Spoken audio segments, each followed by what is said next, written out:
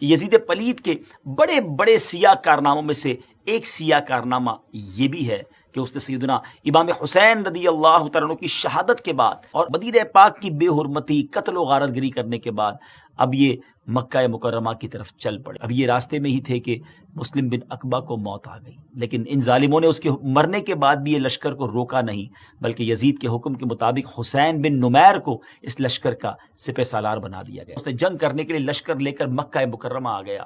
یزید کی طرف سے حسین بن نمیر سے کہا گیا کہ کچھ بھی ہو جائے قریش کی دھوکہ بازیوں سے بچ کر رہنا اور ان کے ساتھ صرف تیروں اور گھوڑوں سے مقابلہ کرنا، یعنی سلوح میں نہ پڑ جانا۔ یعنی دوسرے لفظوں میں ان کو کام ہی یہ دیا گیا تھا کہ لڑائی کرنی ہے، مارنا ہے، سلوح کی بات نہیں کرنی ہے۔ ان ظالموں کو مکے پہ حملہ ہی کرنا تھا۔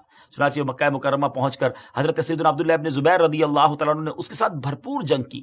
حسین بن نمیر کے لشکر نے مکے کا محاصرہ کر لیا اور عبداللہ ابن زبیر رضی اللہ تعالیٰ عنہ نے مسجد الحرام میں پناہ لی تھی اور اس نے حملہ کیا۔ منجنیق جو ہوتی تھی، یعنی جس سے غلیل کی طرح بڑے بڑے پتھر پھینکے جاتے تھے، انہوں نے آگ کے تیر بھی پھینکے۔ خانہ کعبہ کے پردے اور چھت میں آگ لگ گئی۔ مکے کا محاصرہ اور حضرت عبداللہ ابن زبیر رضی اللہ تعالیٰ عنہ ان کے ساتھیوں سے جنگ جاری تھی کہ یزید کے مرنے کی خبر شامیوں تک پہنچی۔ وہ متفرق ہو گئے، وہ گھبرا گئے۔ حسین بن نمیر بھی بھاگ نکلا۔ یزید کی موت کے بعد مروان بن حکم نے لوگوں کو اپنے ہاتھ پر بیعت کرنے کا کہا۔ جب مروان بھی مارا گیا تو عبد الملک بن مروان نے اپنے ہاتھ پر بیعت کرنے کا اعلان کیا اور حجاج کو ایک لشکر کا امیر بنا کر پھر مکہ مکرمہ روانہ کیا۔ ان ظالموں کو چین نہیں آتا تھا، وہ پھر مکے پر انہوں نے بھیجا۔ حجاج مکہ مکرمہ پہنچا اور جبل ابو قبیس پر چڑھ کر اس نے پھر منجنیق جو ہے وہ نصب کی اور مسجد الحرام میں حضرت عبداللہ ابن زبیر اور آپ کے ساتھیوں پر پتھر برسائے۔ آپ کو شہید کر دیا گیا۔ آپ شہادت کے متمنی بھی تھے۔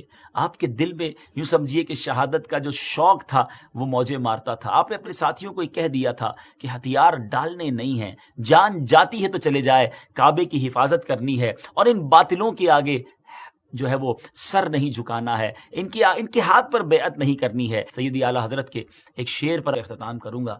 وہ فرماتے ہیں کہ کروں مدح اہل دول رضا، پڑے اس بلا میں میری بلا، میں گدا ہوں اپنے قریب کا، میرا دین پارائے نہ نہیں۔ ہمارا دین روٹی کا ٹکڑا نہیں ہے کہ اس کو سیل کرتے رہیں، اس پہ کمپرومائز کرتے رہیں، جیسا دیس ویسا بھیس۔ یہ عجیب سا جملہ ہے۔